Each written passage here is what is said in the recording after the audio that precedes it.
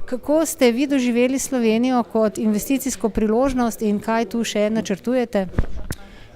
Slovenija se nam zdi zelo odprta država za tuje investicije in nam je ustrezna za vstop na evropski trg. Našli smo odprtost vseh partnerjev, s katerimi smo sedaj navezani.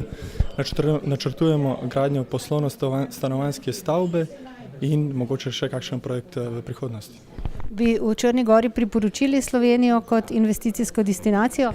Seveda, tudi osebno in poslovno mislim, da je Slovenija odlična priložnost za vse ljudi, ki se hočejo zgraditi, ki hočejo narediti nekaj od življenja in od kariere in seveda odlična poslovna priložnost.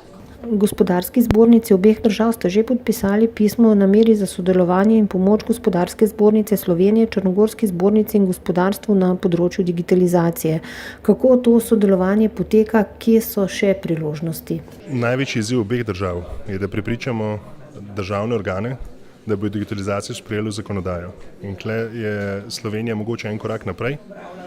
Črna Gora mora pa sprejeti še kar veliko enih resnih ukrepov, ki bo omogočili, da je digitalizacija zakonsko podprta.